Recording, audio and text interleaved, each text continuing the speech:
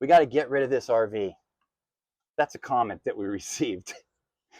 So I wanted to address it. We've actually got quite a few comments, and we always do. We get a lot of positive comments. We get the occasional negative comment, but I wanted to address the idea that maybe we're just out there posting problems because it's not our intention. Um, so we've had a few problems with this RV.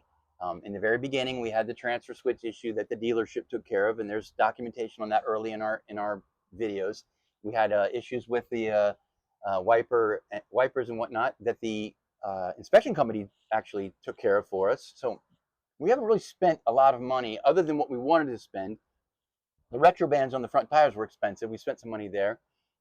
Spent some money on that trailer. But at the end of the day, most of the issues we've had have been relatively easy fixes that we got a lot of input from the audience, from other RVers. And that's the main reason why we do this, right? Yes, I would agree. We like to interact with you guys. So kind of one of our favorite parts about all of this is the friendships that we've kind of established online, and Shout out to Larry. yeah, for sure, and just connecting with you guys. Yes, one person said, why don't we just go to our RV manual, which we do, by the way, all the time. It's sitting out on the table right now.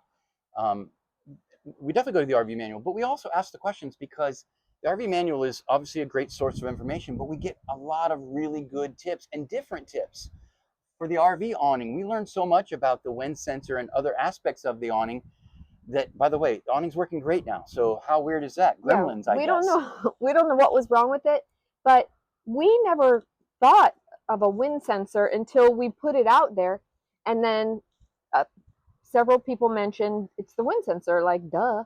So we went to the So we went manual. to the manual and looked it up, and it said this is what it looks like. Look for it, and we did, and And we did absolutely nothing to it. And then yesterday, the awning stayed out all day long. I think I tapped it one time. and he also figured out where the piece went. Yep, I did. I Just put the like piece somebody recommended that it went on there to Yeah. cover wires and Yep. whatnot, and And that's it's where it exactly was. where it Which, was. by the way, the manual would never have told me that. No, it didn't. So thank you for that tip. So at the end of the day, we want to share some of the comments. You can read the comments, but we want to share them. So go ahead. Okay, just junk. Which I don't even. We got a few comments like that. Just junk. It's hard. That's a hard one to address because come on, it's not just junk. It's No. a pretty cool thing.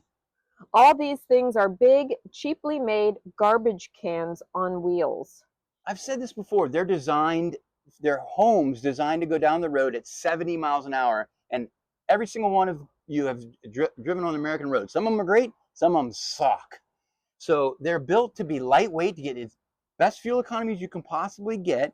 So when you're trying to save weight, you're going to use lighter, less durable materials. That just stands to reason.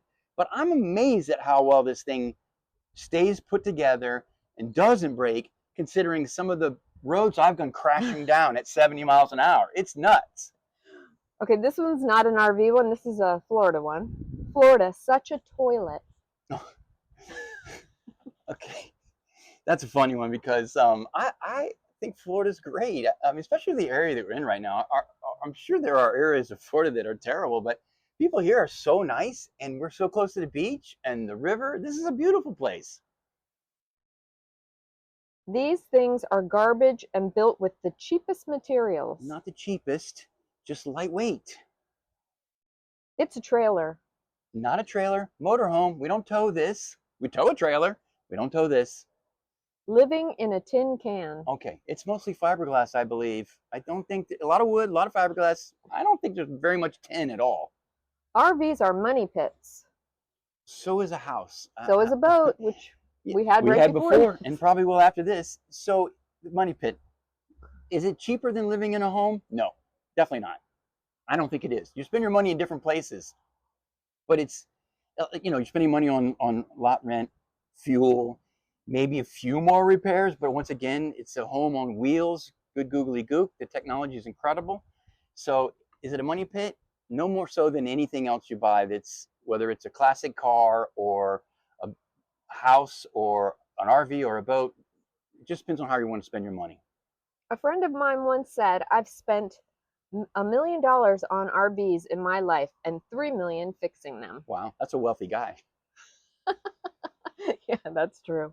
Oh, another Florida. I would never live in Florida. Then don't. Just don't. I mean, we grew up here. And thank you for sharing that with us. But Yeah. honestly, We love all the comments, the good, the bad, the in between. We're happy for the interaction, and some of them give us a little giggle. I'm always, of course, I want to get into it. I want to fight. and it's no, I love them all. Even the really crazy ones like I would never live in Florida. Thank you for sharing. I appreciate that. But one thing we want to make clear, a few people, more than one, have said, hey, they like our feed because they're considering getting an RV and they want to learn from it. So I hope that we're not giving the impression that it's not a lot of fun. We have had so much fun. If you're thinking about getting an RV, I say get one. Maybe you don't get a big Class A diesel pusher. Maybe you start with a travel trailer or a little Class C or maybe even a Class B van life. That's fine too. Give it a try. It's a lot of fun. If you're thinking about it, I say go for it. Absolutely. Cheers, babe. Cheers and thanks. Thanks.